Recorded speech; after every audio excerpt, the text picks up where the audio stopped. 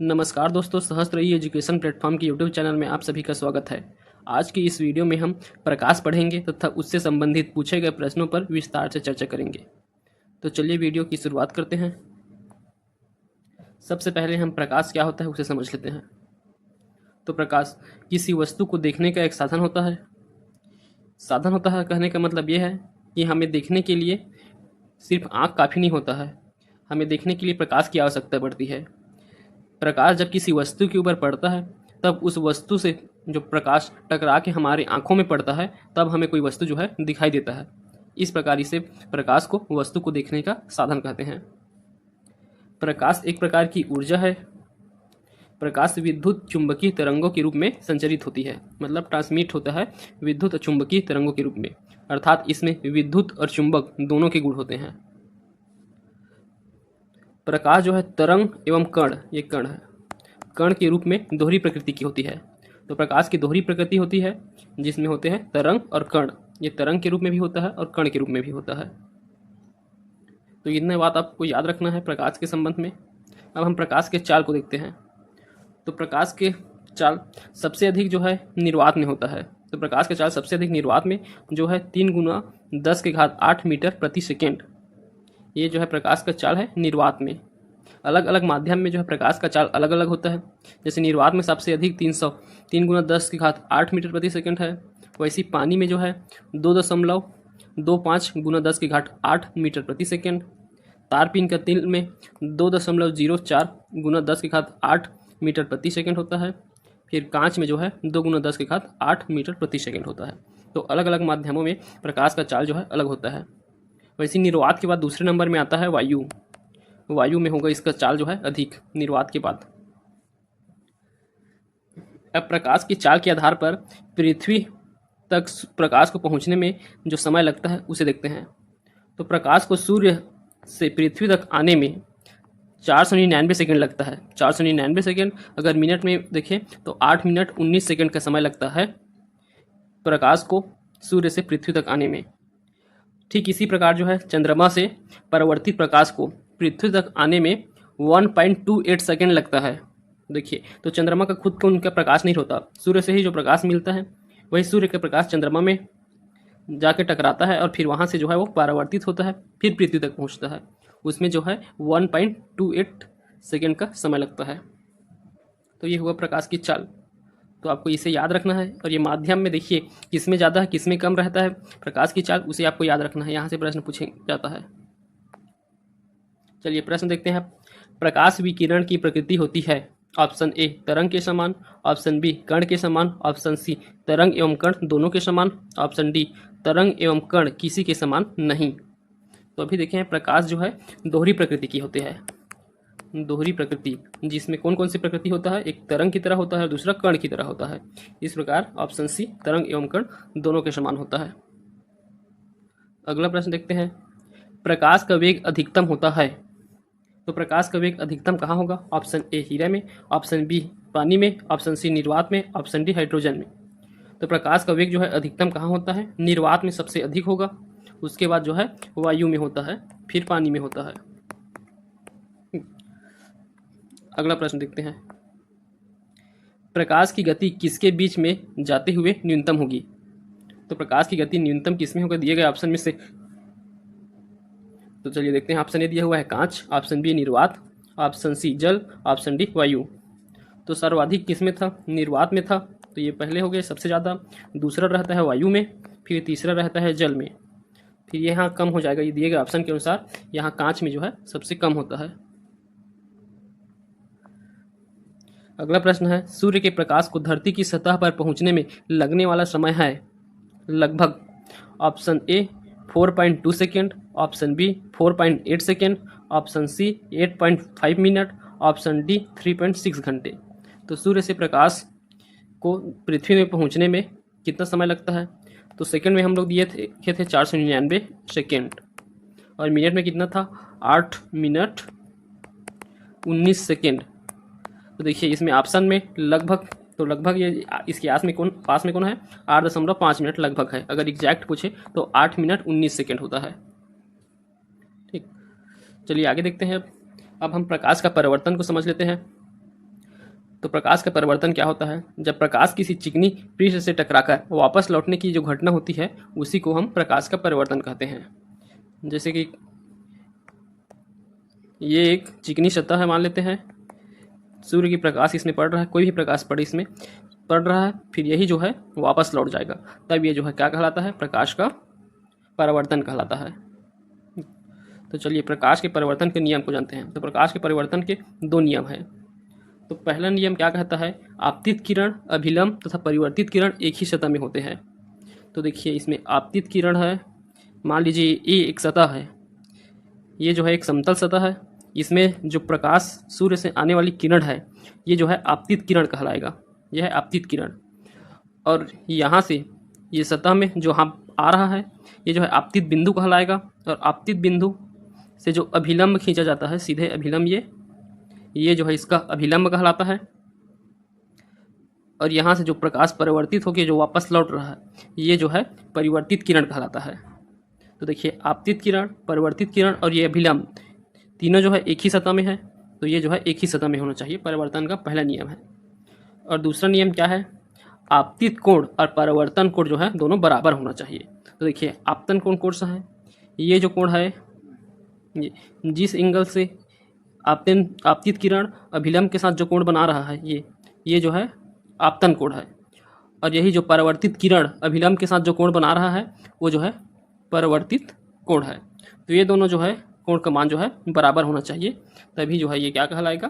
परावर्तन कहलाएगा, प्रकाश का परिवर्तन कहलाएगा। ठीक, तो ये जो है प्रकाश का परिवर्तन का नियम हो गया। अब चलिए समतल दर्पण को समझ लेते हैं। समतल दर्पण में प्रतिबिंब कैसे बनता है उसे जान लेते हैं। तो समतल दर्पण क्या होगा? समतल दर्पण से आप एक आईना जो देखते हैं आप रोज अपना चेहरा, उसको इमेजिन करके चलिए, एक आईना, वो जो है समतल दर्पण होता है, प्लेन मिरर। तो उसको आप इमेजिन करते हुए चलिए। इसमें जो फैक्ट दिया हुआ है वो सबको आपको समझ के याद करना है। वस्तु का प्रतिबिंब दर्पण के पीछे उतनी ही दूरी पर बनती है जितनी दूरी पर वस्तु दर्पण के आगे रखी जाती है। तो हम एक मिरर है, उसके सामने हम किसी वस्तु को जितनी दूरी पर हम रखते हैं वस्तु को, उसका प्रतिबिंब भी उसके अंदर बनता है, दर्पण के पीछे उतनी ही दूरी पर दिखाई देगा। जैसे आप जितना नज़दीक खड़े होंगे मिरर के सामने, उतना दूर खड़े हुए आप मिरर के अंदर भी दिखाई देंगे। तो ये पहला पॉइंट ये बोलना चाह रहे हैं। फिर दूसरा में है प्रतिबिंब काल्पनिक वस्तु के बराबर एवं पार्श्व उल्टा होता है। तो देखिए जो भी प्रतिबिंब जो है दर्पण के अंदर बनता है, उसके पीछे तरफ बन रहा है, वो सभी जो है क्या होते हैं? काल्पनिक होते हैं। तो समतल दर्पण में जो बनने वाला प्रतिबिंब है वो हमेशा क्या रहेगा? काल्पनिक रहेगा। और क्या वस्तु के बराबर रहता है? तो जितना वस्तु का लंबाई चौड़ाई है उसी के बराबर जो है इसका प्रतिबिंब भी बनेगा। और इसका जो है प्रकृति क्या रहता है? पार्श्व उल्टा रहता है। तो देखिए उल्टा से बना है पार्श्व उल्टा, तो उल्टा क्या होगा? उल्टा जब जिसका आईने में देख रहे हैं तो आपका सिर जो है पैर की जगह में दिख रहा है और पैर सिर की जगह में दिख रहा है, तब उसे आप उल्टा कहेंगे। और पार्श्व उल्टा कहने का मतलब क्या है? जब लेफ्ट की चीज़ राइट में दिख रहा है और राइट की चीज़ जो है लेफ्ट में दिख रहा है, दायां का बायां और बायां का दायां दिख रहा है, तब उसे कहते हैं पार्श्व उल्टा। तो आईने में अगर आप ध्यान से देखे होंगे तो आपका राइट हैंड जो है लेफ्ट साइड में दिखता है और लेफ्ट हैंड जो है राइट साइड में दिखता है, तो इसी को बोलते हैं पार्श्व उल्टा। ठीक, तो समतल दर्पण में पार्श्व उल्टा प्रतिबिंब बनेगा, काल्पनिक बनेगा, वस्तु के बराबर बनेगा और दर्पण के पीछे बनेगा। ठीक, तो इतनी बातें आपको याद रखना है इसके प्रतिबिंब के संबंध में। और फैक्ट देख लेते हैं। देखिए दर्पण, कोई वस्तु जो है भी चाल से दर्पण की ओर चलता हुआ प्रतीत होता है, तो उस दर्पण में अपना प्रतिबिंब जो है 2 भी चाल से अपनी ओर आता प्रतीत होगा। अगर आप देखिए ये दर्पण है, इससे आप जो है एक कोई भी गति से आप जा रहे हैं, मान लीजिए भी गति से जा रहे हैं, तो इसमें जो प्रतिबिंब इसमें दर्पण में जब दिखाई देगा वो जितना गति से आप जा रहे हैं उसके 2 गुना, मतलब 2 भी गति से दर्पण के अंदर आपकी गति दिखाई देगा। तो यही है, ये इस पॉइंट में यही बताया गया है। ठीक, तो फिर अगला पॉइंट देखते हैं। अब किसी वस्तु का पूर्ण प्रतिबिंब देखने हेतु, अगर पूर्ण प्रतिबिंब देखना है तो दर्पण की लंबाई वस्तु की लंबाई की कम से कम आधी होनी चाहिए। ठीक, तो अगर आपको अपना पूरा प्रतिबिंब दिखना है, आपको जितना हाइट है उतना, मान लीजिए ये आपका पूरा हाइट है, तो दर्पण को कितना होना चाहिए कि वो आपका पूरा प्रतिबिंब दिखा दे? तो उसके लिए जो है दर्पण को जो है जो वस्तु है उसके आधा होना ही चाहिए, कम से कम उसके आधा लंबाई होना चाहिए उसका। ठीक, अगला है यदि आपतित कोण को नियत रखते हुए दर्पण को थीटा कोण से घुमा दिया जाता है तो परिवर्तित किरण 2 थीटा कोण से घूम जाता है।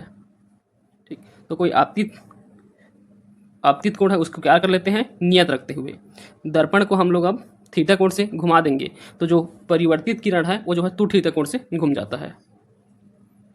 अब अगला देखते हैं, ये बहुत इंपॉर्टेंट पॉइंट है, इससे न्यूमेरिकल भी बनते हैं तो इसे याद रखना है।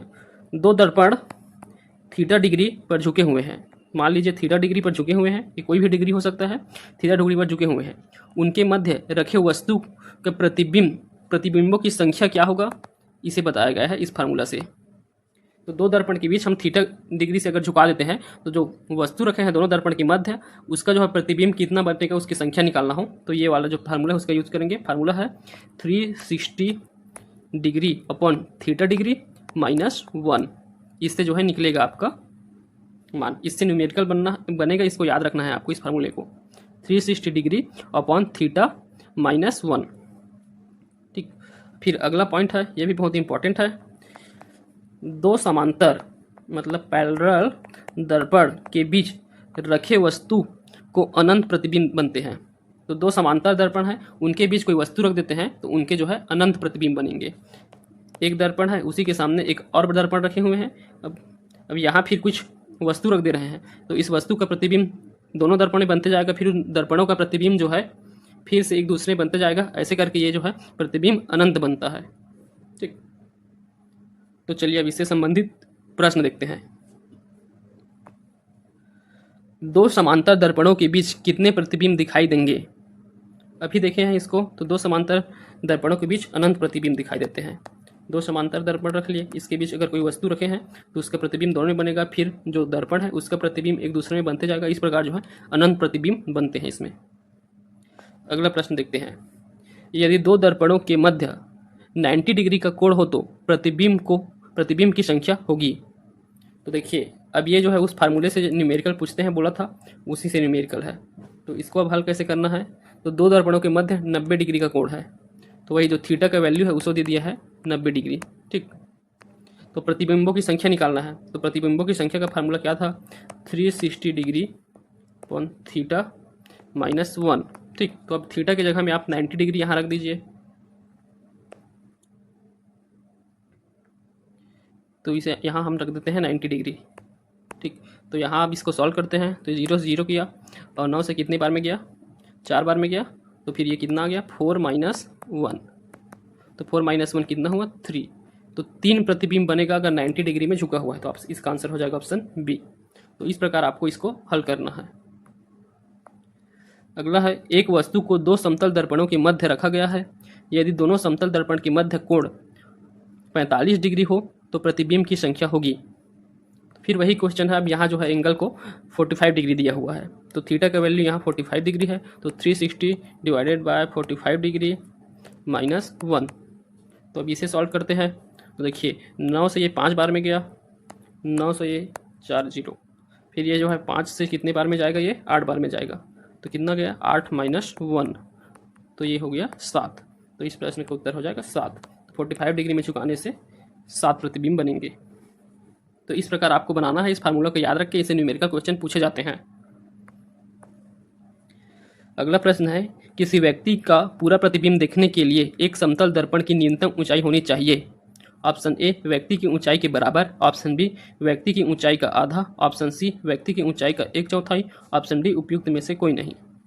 तो इसे भी हम पढ़े हुए हैं कि अगर किसी व्यक्ति का पूर्ण प्रतिबिंब देखना है तो दर्पण की जो ऊंचाई है उसको कम से कम व्यक्ति के आधा होना चाहिए, तो व्यक्ति की ऊंचाई का आधा होना चाहिए। ठीक, तो अब हम गोली दर्पण देखते हैं। तो गोली दर्पण जो है एक गोलाकार होता है, गोले से काट कर बनाया गया दर्पण को गोली दर्पण कहेंगे। तो गोली दर्पण दो प्रकार के होते हैं, एक उत्तल दर्पण होगा और दूसरा जो है अवतल दर्पण होगा। देखिए उत्तल दर्पण में क्या होगा, परावर्तक सतह जो है उभरा हुआ होगा, परावर्तक सतह जो है कैसा होगा, उभरा हुआ। तो देखिए ये जो है उत्तल दर्पण है, ये गोला है, इससे हम लोग काट दिए इसको तो ये बन गया, इसको काट दिए तो बन गया है हमारा उत्तल दर्पण। तो उत्तल दर्पण का ये जो है परावर्तक सतह है, जो सामने दिख रहा है ये परावर्तक सतह है। हम जो अपना चेहरा देखना है या किसी वस्तु को रखना है जिसका प्रतिबिंब बनाना है, तो जो है इसी के सामने रखते हैं। और ये जो है इसके अंदर का हिस्सा है, ये जो है पेंट हुआ रहता है। ठीक, तो देखिए इसका जो परावर्तक सतह है वो कैसा है, ऊपर की ओर उभरा हुआ है ना, तो इसीलिए परावर्तक सतह उत्तल दर्पण का उभरा हुआ रहता है। वही अवतल दर्पण की बात करें तो इसका परावर्तक सतह इसी साइड है, तो इसका परावर्तक सतह कैसा है, इसका परावर्तक सतह जो है धंसा हुआ है, अंदर की ओर धंसा हुआ है ऐसे, तो इसका परावर्तक सतह धंसा हुआ है। ठीक, अब है उत्तल दर्पण को हम अपसारी दर्पण के नाम से भी जानते हैं। अपसारी दर्पण किसे कहते हैं, अपसारी दर्पण से तात्पर्य है कि जब हम किसी वस्तु का प्रतिबिंब बना रहे हैं, ऐसे जो फैल जाता है ना, फैलने की क्रिया होता है, उसको हम अपसारी कहते हैं। तो देखिए इस दर्पण से इसका उभरा हुआ हिस्सा होने की वजह से ऐसे फैल रहा है ये, तो जो फैलने की क्रिया हो रहा है वो जो है अपसारी दर्पण कहलाएगा। और अभिसारी दर्पण में क्या होता है, एक केंद्रीकृत हो जाता है, ऐसे देखिए केंद्र की तरफ ऐसे झुक जा रहा है, तो ये केंद्रीकृत हो जा रहा है, तो इसको अभिसारी दर्पण कहेंगे। तो आपको याद रखना है किसे अपसारी कहते हैं और किसे अभिसारी कहते हैं। ठीक, चलिए आगे देखते हैं। अब हम जो है कुछ टर्म है उसे पहले समझ लेते हैं, उसके बाद हम गोली दर्पण की फोकस दूरी देखेंगे। तो दोनों दर्पणों के लिए जो सेम होता है, ध्रुव होता है, एक होगा ध्रुव, ये पी है, ध्रुव को हम प्री से दर्शाते हैं जिसे पोल कहते हैं, और सी जो है वक्रता केंद्र है, उसे सी से दर्शाते हैं वक्रता केंद्र को, और एफ जो है फोकस दूरी है। ठीक, फोकस है उसका, एफ फोकस। तो देखिए अब ये क्या होते हैं, ये तीनों टर्म को इसको समझते हैं। तो कोई भी गोली दर्पण है, तो गोली दर्पण किससे बना हुआ है, एक गोले से बना हुआ है, ऐसे गोला है एक, उससे बना हुआ है। तो जो गोले का जो केंद्र होगा, तो ये जो केंद्र होगा वो क्या कहलाएगा, वही जो है उस गोली दर्पण का वक्रता केंद्र कहलाता है। तो गोले का केंद्र ही वक्रता केंद्र कहलाएगा, तो जिसे सी से प्रदर्शित करते हैं। उसके बाद ये वक्रता केंद्र से जो दर्पण के गोली दर्पण है उसके मध्य में जो हम एक त्रिज्या खींचते हैं, त्रिज्या कहलाता है ये गोली दर्पण से रेखा तक के। तो ये जो त्रिज्या इसके मध्य में रहेगा और जो गोली दर्पण है इन दोनों के मध्य में, तो ये जो है ध्रुव कहलाता है, ध्रुव या फिर इंग्लिश में पोल कहते हैं। ठीक, तो इसे पी से प्रदर्शित करते हैं। फिर उसके बाद है ये पोल हो गया और ये वक्रता केंद्र हो गया और ये पोल, इन दोनों के मध्य में एक बिंदु बनाते हैं, उस बिंदु को हम फोकस कहते हैं। इन दोनों के बीचों बीच जो बिंदु रहेगा वो जो है फोकस कहलाता है। ठीक, तो ये जो है ये तीन जो टर्म आता है गोली दर्पण में वो हो गए। अब हम यहाँ गोली दर्पण की फोकस दूरी का सूत्र देखते हैं। तो गोली दर्पण कहने का मतलब है अवतल उत्तल दर्पण दोनों के लिए रहेगा यही फार्मूला। तो देखिए इसका सूत्र क्या होता है, तो इसका सूत्र होगा ये 1/v + 1/u = 1/f, जहाँ u क्या है, वस्तु की दर्पण से जो दूरी है वो जो है u होगा, ये जो है वस्तु की दूरी है, अर्थात इस तरफ अगर वस्तु रख रहे हैं तो यहाँ से जो रखा हुआ है ये दर्पण है, यहाँ से जो दूरी रहेगा मान लीजिए 10 मीटर है, तो ये जो दूरी है 10 मीटर रहेगा, ये u है। वही भी प्रतिबिंब की दर्पण से दूरी है, तो जो भी है वो प्रतिबिंब की दर्पण से, तो ये दर्पण है, तो यहाँ से प्रतिबिंब अगर पीछे की तरफ बन रहा है तो पीछे की तरफ रहेगा इसका दूरी, अगर यही जो है नीचे बन रहा है इस तरफ तो इसका दूरी जो है ऐसे रहेगा।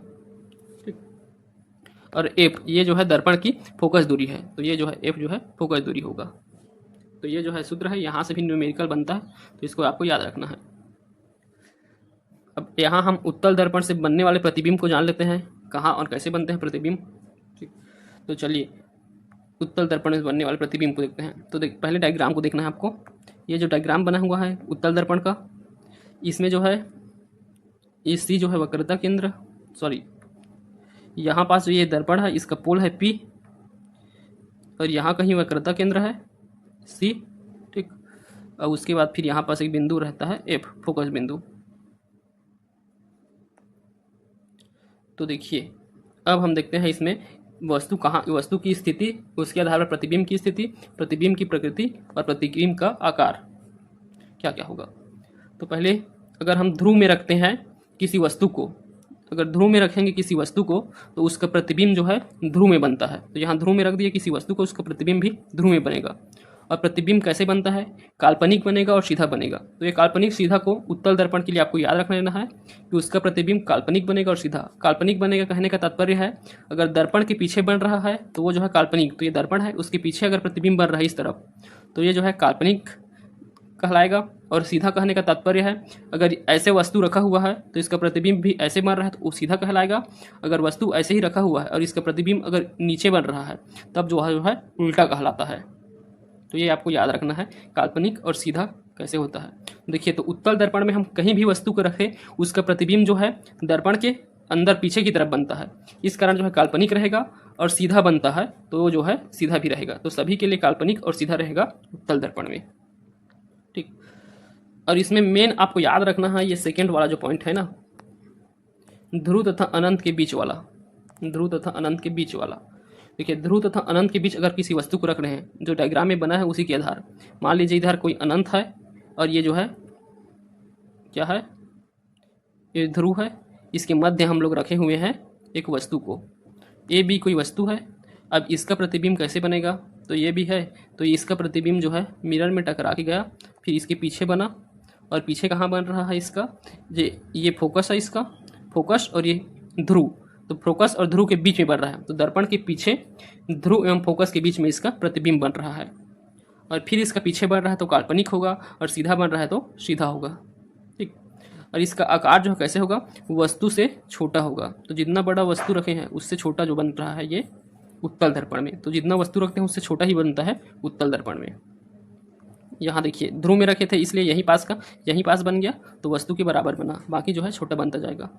वही अगर अनंत में रखे वस्तु को तो ये दूर अनंत में रख दिए वस्तु को, तो अनंत में रखने से क्या होगा, इसका जो प्रतिबिंब जो है डायरेक्ट कहाँ बनेगा, फोकस पे बनता है। अनंत में किसी को रखते हैं तो उसका जो है प्रतिबिंब फोकस पर बनता है, और वही पीछे बन रहा है तो काल्पनिक बनेगा, सीधा बनेगा और वस्तु से अत्यंत छोटा बनता जाएगा। तो जैसे जैसे हम इसको दूर लेते जाते हैं ना वस्तु को, वैसी जो है इसका पोल से लेकर के फोकस तक के आगे बढ़ते जाएगा वो।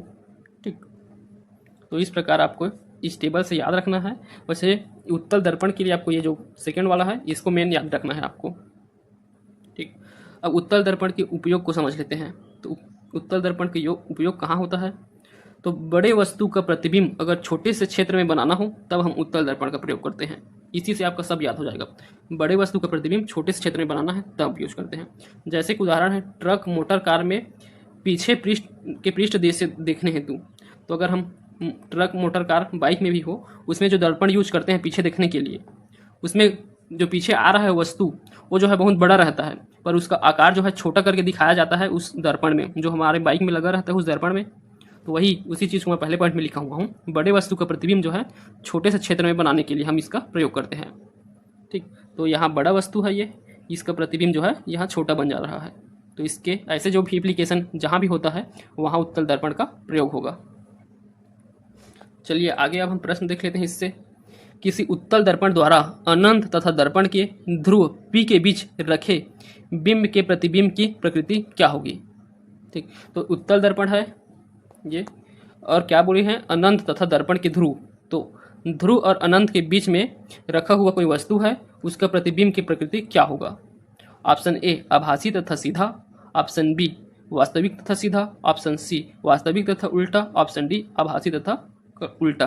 तो देखिए आभासी किससे बोलते हैं, जो काल्पनिक में बोला हूँ ना वही जो है आभासी बोलते हैं उसको। ठीक, तो क्या पढ़े हैं हम उत्तल दर्पण के लिए, उसका प्रतिबिंब की प्रकृति कैसे होगा, हमेशा जो है काल्पनिक और सीधा होगा। ठीक, तो यह ऑप्शन ए हो जाएगा, आभासी तथा सीधा सदैव यही रहेगा उसके लिए उत्तल दर्पण के लिए। ठीक, काल्पनिक और सीधा। अगला प्रश्न है, एक उत्तल दर्पण का उपयोग एक वास्तविक वस्तु प्रतिबिंब प्राप्त करने के लिए होता है तो गलत है। तो यहाँ गलत बताना है। उत्तल दर्पण का उपयोग किसके लिए करते हैं, जब प्रतिबिंब ध्रुव और फोकस के बीच, तो ये बनता है प्रतिबिंब जो है ध्रुव और फोकस के बीच ही बनता है पीछे की ओर। प्रतिबिंब आकार में छोटा होता है तो वस्तु से छोटा बनता है, इसका जो प्रतिबिंब है वो प्रतिबिंब जो है सीधा बनता है, तो ये भी सही है। परंतु प्रतिबिंब जो है वास्तविक नहीं बनता है, तो वास्तविक नहीं बनता है, ये क्या बनता है, काल्पनिक या फिर आभासी बनता है। ठीक, तो ये जो है इसका गलत है, तो यही जो है ऑप्शन डी इसका सही उत्तर हो जाएगा। वास्तविक नहीं होता है, काल्पनिक। वास्तविक कब कहेंगे, जब ये प्रतिबिंब रखा हुआ दर्पण रखा हुआ है और प्रतिबिंब जो है इसके इसी से दर्पण की तरफ ही बनेगा, तब वो जो है वास्तविक कहलाएगा। अब हम अवतल दर्पण के प्रतिबिंब कहाँ बनेंगे, कैसे बनेंगे उसे देख लेते हैं। देखिए अवतल दर्पण का पहले चित्र देख लेते हैं। ये है अवतल दर्पण, तो देखिए अवतल दर्पण में ये ध्रुव है, ये फोकस है, और ये जो है वक्रता केंद्र है। तो जब कोई वस्तु जो है, यहाँ देखिए ये जो है वस्तु रखा हुआ है, तो कहाँ से, अनंत से आ रहा है। तो देखिए वस्तु जो है अनंत पर रखा हुआ है, तब इसका जो है क्या, प्रतिबिंब, तो प्रतिबिंब इसका कहाँ बन रहा है, फोकस पर बन रहा है। तो वस्तु टकराया दर्पण में और इसका प्रतिबिंब जो है यहाँ फोकस पर बनेगा। ठीक। और वैसी दूसरा स्थिति देखते हैं, जब वस्तु ये वक्रता केंद्र है और यहाँ अनंत है, तो अनंत और वक्रता केंद्र के बीच है वस्तु, तब जो है वस्तु का प्रतिबिंब कहाँ बन रहा है, कर गया, और ये तो कहाँ बन रहा है, इसका प्रतिबिंब जो है वक्रता केंद्र और फोकस के बीच बन रहा है। ठीक। तो देखिए इसमें क्या हो रहा है, जैसे जैसे हम पहले अनंत में थे तब कहाँ बना, फोकस में बना। उसके बाद हम जो क्या है उससे आगे बढ़े, अनंत से लेकर हम क्या करें, फोकस और अनंत के बीच में आए, तब जो है इसका जो प्रतिबिंब बना वो फोकस से एक ही स्टेप आगे आके फोकस और वक्रता के बीच में बना। वैसे अब जब यहाँ से हम लोग कहाँ जाएंगे, यहाँ वक्रता में रखेंगे अपने वस्तु को, तब इसका प्रतिबिंब जो है वक्रता में बनेगा, वक्रता केंद्र में बनेगा इसका प्रतिबिंब। ठीक। तो जैसे आगे जा रहे हैं उसके आधार पर ये पीछे आता जा रहा है। अब फिर वस्तु को हम लोग यहाँ रखेंगे, तब इसका प्रतिबिंब कहाँ बनेगा, तब इसका प्रतिबिंब जो है यहाँ वक्रता केंद्र और जो है अनंत उसके बीच में बनेगा, वक्रता केंद्र और अनंत के बीच में बनेगा। ठीक उसी प्रकार जब हम वस्तु को कहाँ ले जाएंगे, अब फोकस में ले जाएंगे, फोकस में ले जाने के बाद जो है इसका प्रतिबिंब जो है अनंत में बनता है। ठीक। तो अनंत से आपको याद रखना है, सबसे पहले ये जो है अवतल दर्पण है, इसका अगर वस्तु को अनंत में रखें, अनंत से कहाँ बना, ये फोकस में बना है, तो फोकस को, ये अनंत है ये फोकस है, अब इसके बीच में रहता है वक्रता केंद्र C और यहाँ रहता है ध्रुव P। तो एक प्रतिबिंब यहाँ बनता है अनंत और वक्रता केंद्र के बीच, और एक प्रतिबिंब जो है फोकस और वक्रता केंद्र के बीच बनता है। तो अगर पहले हम यहाँ अनंत में रखें तो इसका प्रतिबिंब जो है फोकस में बना, फिर हम यहाँ रखें तब इसका प्रतिबिंब कहाँ बनेगा, इन दोनों के मध्य में बना, फोकस और वक्रता केंद्र के मध्य में बना। ठीक। अब हम जो है वक्रता केंद्र में रखें तो इसका प्रतिबिंब वक्रता केंद्र में ही बनेगा। अब फिर आगे बढ़े, यहाँ फोकस और वक्रता केंद्र के मध्य रखें तो इसका प्रतिबिंब जो है इन दोनों के मध्य बनेगा, एक स्टेप आगे बढ़ रहा है। फिर अगर हम वस्तु को फोकस में रखें तो इसका प्रतिबिंब जो है ये अनंत पे बनता है। तो इस प्रकार यह जो है आगे बढ़ेगा। अब जब ध्रुव में रखेंगे तो इसका प्रतिबिंब जो है ध्रुव पर ही बनेगा। तो देखिए उसी को टेबल के फॉर्म में बना के दिया हूँ। तो ये जैसे वस्तु की स्थिति कहाँ है, ध्रुव पर है, तो ध्रुव पर बन रहा है, और कैसे बनेगा, काल्पनिक और सीधा बनेगा। तो यहाँ कौन कौन से केस में काल्पनिक और सीधा बन रहा है, ध्रुव पर और ध्रुव तथा फोकस के बीच दो स्थिति बस में यहाँ काल्पनिक बनेगा और सीधा बनेगा, मतलब जो है अंदर की ओर बनेगा इसमें। ठीक। ध्रुव पर बनेगा और दर्पण के पीछे बनेगा, और उसके बाद फिर यहाँ से फोकस से स्टार्ट होकर पूरा अनंत तक जाएगा, उसमें जो है वास्तविक और उल्टा बनेगा। तो देखिए काल्पनिक भी बन रहा है इसमें, वास्तविक भी बन रहा है, सीधा भी बन रहा है, उल्टा भी बन रहा है। तो अवतल दर्पण में चारों प्रकार से बनता है, काल्पनिक भी बनेगा, वास्तविक, सीधा भी बनेगा, उल्टा भी बनेगा प्रतिबिंब। तो ये सब स्थिति है। इस टेबल को एक बार आपको अच्छे से पढ़ लेना है, फिर आपको समझ आ जाएगा, ऑटोमेटिक याद हो जाएगा। आप डायग्राम बना के देखना है आपको इसी प्रकार। अब हम अवतल दर्पण के उपयोग को देख लेते हैं। अवतल दर्पण के उपयोग में, अवतल दर्पण का हम दाढ़ी बनाने में उपयोग करते हैं, आँख, कान एवं नाक के डॉक्टरों द्वारा इसका उपयोग किया जाता है, गाड़ी की हेडलाइट में एवं सर्च लाइट में इसका उपयोग करते हैं, और सोलर कुकर में उपयोग करते हैं। तो इतना आप कम से कम याद रखना है अवतल दर्पण के उपयोग को। चलिए प्रश्न देखते हैं। दाढ़ी बनाने का दर्पण होता है, तो दाढ़ी बनाने का दर्पण कौन सा होता है, अभी देखे हैं, अवतल दर्पण होता है। अगला है, एक अवतल दर्पण का फोकस होता है। ऑप्शन ए आभासी, ऑप्शन बी वास्तविक, ऑप्शन सी उपरोक्त दोनों संभव है, ऑप्शन डी नहीं कहा जा सकता। तो अवतल दर्पण का फोकस कैसा होता है, आभासी भी होता है, वास्तविक भी होता है। तो ये क्या हो जाएगा, इसका उत्तर दोनों हो जाएगा। अब हम प्रकाश का अपवर्तन पढ़ेंगे।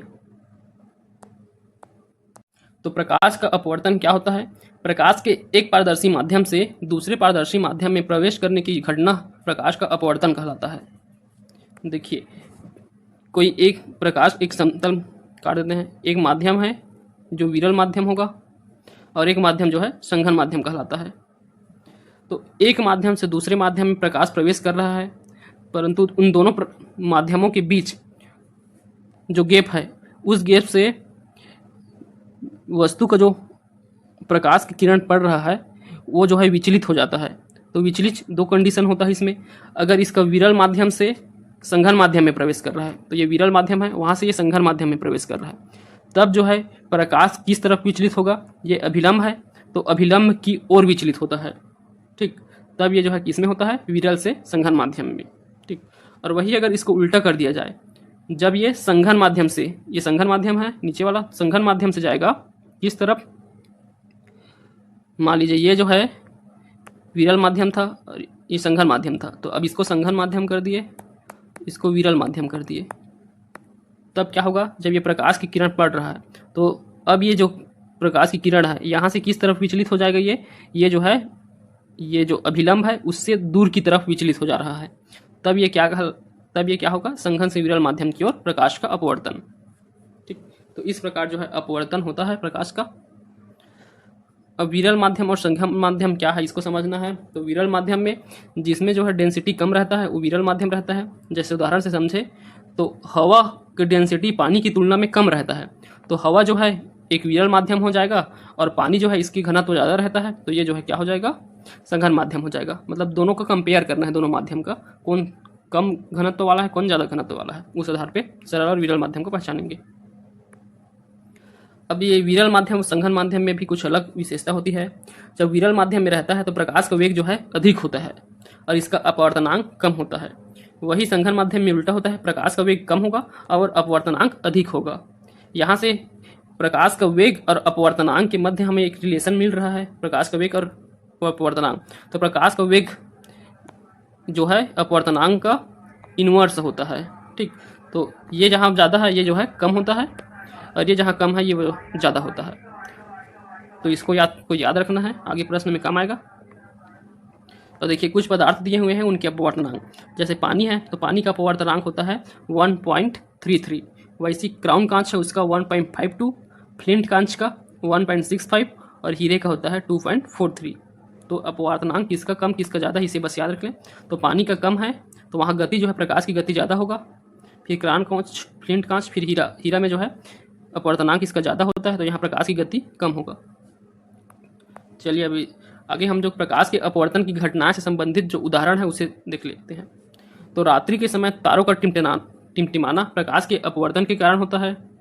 पानी से भरा किसी बर्तन की तली में पड़ा हुआ सिक्का ऊपर उठा हुआ दिखाई पड़ता है, ये भी जो है प्रकाश के अपवर्तन के कारण होता है। जल के अंदर मछली वास्तविक गहराई से कुछ ऊपर उठी दिखाई पड़ती है, ये इसका भी कारण जो है प्रकाश का अपवर्तन है। सूर्योदय के कुछ समय पहले एवं सूर्यास्त के कुछ समय बाद तक सूर्य जो है क्षितिज के नीचे होने पर भी हमें दिखाई देता है। तो सूर्योदय से कुछ समय पहले दिखाई देता है, सूर्यास्त के कुछ समय बाद तक भी हमें सूर्य दिखाई देता है, उसके पीछे भी कारण क्या है, प्रकाश का अपवर्तन। द्रव में अंशतः डूबी हुई सीधी छड़ टेढ़ी दिखाई पड़ती है। तो सीधा क्षण हम किसी जल में डुबा देते हैं, कोई भी द्रव है उसमें डुबा देते हैं तो हमें बाहर से थोड़ा टेढ़ा दिखाई देता है, इसके कारण भी क्या है, प्रकाश का अपवर्तन। अब इससे संबंधित प्रश्न देखते हैं। जब प्रकाश एक माध्यम से दूसरे माध्यम में प्रवेश करता है तो वह अपने मार्ग से विचलित हो जाता है, इसे कहते हैं। देखिए एक माध्यम से दूसरे माध्यम में प्रवेश किया और विचलित हो गया, यहाँ से प्रवेश किया और कैसे हो जाता है, ये विचलित हो जाता है, तो क्या कहलाता है, ये प्रकाश का अपवर्तन। अगला प्रश्न है, केरोसिन ऑयल, तारपीन का तेल व पानी के अपवर्तनांक क्रमशः 1.44, 1.47, 1.33 है। इनमें किसमें प्रकाश की चाल सर्वाधिक होगी। तो इसमें से किनमें प्रकाश की चाल, यहाँ अपवर्तनांक दिया हुआ है और चाल बताना है। तो देखिए इसमें हम रिलेशन दिखे थे अपवर्तनांक और चाल में, तो अधिक पूछा हुआ है, तो जिसका अपवर्तनांक जो है सबसे कम होगा उसका जो है प्रकाश की चाल जो है सबसे अधिक होगा। तो किसका कम है, 1.3, ये है पानी का। तो पानी का सबसे कम है तो प्रकाश की चाल जो है सर्वाधिक होगा पानी का। तो ऑप्शन सी इसका सही उत्तर हो जाएगा। जब प्रकाश की किरण संघन माध्यम से विरल माध्यम में गमन करते हैं तो अब तो क्या होगा, अब देखिए संघन माध्यम से विरल माध्यम में प्रवेश करेगा तो इसकी चाल बढ़ जाती है। तो देखिए संघन माध्यम से विरल माध्यम में प्रवेश करने से इसकी चाल बढ़ जाता है, ये सही है। हाई डेंसिटी वाले से कम डेंसिटी में प्रवेश करते हैं तो बढ़ जाता है, तो ये सही है। अभिलंब से दूर हट जाता है और ये भी सही है। देखिए संघन माध्यम से हम देखे थे, तो ये संघन माध्यम से प्रवेश करके यहाँ आ रहा था प्रकाश, तो ये जो है किस तरफ जा रहा था, अभिलंब से दूर हट रहा था, तो तो इसका ऑप्शन ए जो है सही हो जाएगा। अगला है, हमें वास्तविक सूर्योदय से कुछ मिनट पूर्व ही सूर्य दिखाई देने का कारण है। इसे भी हम अभी उदाहरण से देखे हैं। इसका कारण क्या है? प्रकाश का अपवर्तन। और इसका और कारण क्या होगा? वायुमंडल में जो गैस हवा होते हैं उसका जो है अलग अलग अपवर्तनांक होता है सभी का, तो उसके माध्यम से जो है पहले दिखाई दे देता है, सूर्योदय से पहले और सूर्यास्त के बाद भी दिखाई पड़ता है। निम्न में से किस माध्यम के लिए अपवर्तनांक सर्वाधिक होता है? ऑप्शन ए वायु, ऑप्शन बी जल, ऑप्शन सी खनिज नमक, ऑप्शन डी हीरा। तो अपवर्तनांक सबसे अधिक किसके लिए होगा? तो देखे हैं हीरा के लिए जो है सर्वाधिक होता है।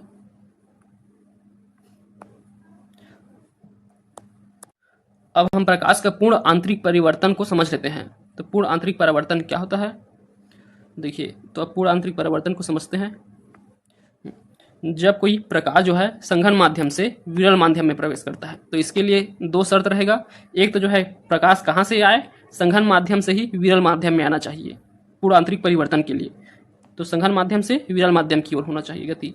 और दूसरा है इसका आपतन कोण का मान क्रांतिक कोण से अधिक होना चाहिए। तो एक क्रांतिक कोण क्या होता है उसे समझते हैं पहले। तो क्रांतिक कोण किसे कहेंगे? तो देखिए, जब कोई आपतित कोण क्या करे, जब जो है प्रकाश को 90 डिग्री का कोण बनाए, वो आपतित कोण जो है परिवर्तित कोण के साथ 90 डिग्री का जब कोण बनाता है, इसके साथ ऐसे कोण बना रहा है 90 डिग्री में अगर मुड़ जाए किसी आपतन कोण से, अगर परिवर्तन कोण जो है 90 डिग्री में मुड़ जाता है, तब वो जो है क्या कहलाएगा? आपतन कोण कहलाएगा, सॉरी क्रांतिक कोण कहलाएगा। एक बार और नहीं समझोगे मैं समझा देता हूं। देखिए, ये है एक आपतित किरण, ये नॉर्मल बना देते हैं पहले। तो आपतित किरण है। अब आपतित किरण जो है एक क्या बना रहा है? एक एंगल बना रहा है, ठीक। अब ये जिस एंगल से ये जो रिफ्लेक्टिव किरण है, इसको अगर ये 90 डिग्री में ले जाता है, मतलब इस लाइन में ले आता है ये परिवर्तित किरण को, ये कौन सा है? संघन माध्यम हो और ये जो है विरल माध्यम हो। ये भी केस होना जरूरी है क्रांतिक कोण के लिए। अगर संघन माध्यम से कोई आपतित किरण जो है विरल माध्यम में प्रवेश करता है, तो जो परावर्तित किरण है किस तरफ झुकता है? अभिलंब से दूर झुकता है। तो यही अभिलंब से दूर झुक रहा है, अगर ये यहाँ आ जाए 90 डिग्री में आ जाए, तब जो कोण बनेगा वो जो है, यही जो कोण है वो क्रांतिक कोण कहलाएगा, ठीक। तो यह है क्रांतिक कोण। तो हमारा प्रकाश के पूर्ण आंतरिक परिवर्तन के लिए ये क्रांतिक कोण है, उससे अधिक होना चाहिए हमारा क्रांतिक कोण, आपतन कोण का मान। तो इससे अधिक कब होगा? जब इससे ऊपर की ओर जाएगा। तो ये वाला केस में जब आएगा तब ये जो है पूर्ण आंतरिक परिवर्तन का केस कहलाएगा, ठीक। तो देखिए, आपतित किरण जो है संघन माध्यम से प्रवेश करता है अब, और विरल माध्यम में प्रवेश करेगा, फिर ये जो है क्रांतिक कोण से अधिक कोण बनाते हुए फिर से वो वही संघन माध्यम में जब वो वापस लौट जाता है, तब ये जो है प्रकाश का पूर्ण आंतरिक परिवर्तन कहलाता है, टोटल इंटरनल रिफ्लेक्शन। अब इसके उदाहरण क्या क्या होंगे? तो हीरे का चमकना पूर्ण आंतरिक परिवर्तन के कारण है। तो इसमें जैसे ये प्रकाश आया, फिर ये लौट गया, फिर यही प्रकाश फिर से वापस आएगा, फिर ये लौट जाएगा, फिर से वापस आएगा, फिर लौट जाएगा। तो यही प्रक्रिया चलते रहता है। इस कारण जो है हीरा चमकता है। तो हीरे में भी यही रहता है, तो हीरा चमकता है। इसी प्रकार मरुभूमि में मृग मरीचिका, ये भी जो है क्या बोलते हैं, प्रकाश के परिवर्तन का ही, टोटल इंटरनल रिफ्लेक्शन का ही कारण है, ठीक। फिर अगला है, कांच का टूटा हुआ भाग अधिक चमकीला दिखाई देता है पूर्ण आंतरिक परिवर्तन के कारण। जल में पड़ी परख नली का अधिक चमकना भी पूर्ण आंतरिक परिवर्तन का ही कारण है। और प्रकाश तंतु, ऑप्टिकल फाइबर, ये जो है पूर्ण आंतरिक परिवर्तन का सबसे बड़ा उदाहरण है, ऑप्टिकल फाइबर। तो इतने उदाहरण को आपको याद रखना है, डायरेक्ट उदाहरण से ही प्रश्न बनते हैं। देखिए, पूर्ण आंतरिक परिवर्तन होता है जब प्रकाश जाता है, तो प्रकाश कहाँ जाता है? संघन माध्यम से विरल माध्यम में प्रवेश करता है पूर्ण आंतरिक परिवर्तन के लिए। तो दिए गए ऑप्शन में कौन कौन से हैं? तो हीरे से कांच, तो ये हो सकता है, हीरा जो है उसका संघन माध्यम होगा कांच की तुलना में, तो ये हो सकता है। जल से कांच, तो जल और कांच, जल जो है इसके कंपेयर में विरल माध्यम हो जाएगा, तो ये गलत है। वायु से जल, तो वायु जो है जल की तुलना में विरल हो जाता है, तो ये भी गलत है। वायु से कांच, तो ये भी गलत है। तो इसका सही उत्तर हो जाएगा ऑप्शन ए, हीरे से कांच। हीरा संघन माध्यम हो जाएगा कांच की तुलना में। अगला है, मरुस्थल में मरीचिका की घटना का कारण होता है। अभी इसका उदाहरण देखे हैं। इसका कारण क्या है? प्रकाश का पूर्ण आंतरिक परिवर्तन। अगला है प्रकाश तंतु ऑप्टिकल फाइबर किस सिद्धांत पर काम करता है? वह है तो कौन से सिद्धांत पर काम करेगा? पूर्ण आंतरिक परावर्तन के सिद्धांत पर काम करता है प्रकाश तंतु। तो आज का ये वीडियो जो है बहुत लंबा हो जाएगा, आज इतना ही रखते हैं। इसके लिए मैं एक और वीडियो बना दूंगा, ठीक। जो बचे हुए टॉपिक है उसको हम लोग अगले वीडियो में कंप्लीट करेंगे प्रकाश का। Thank you.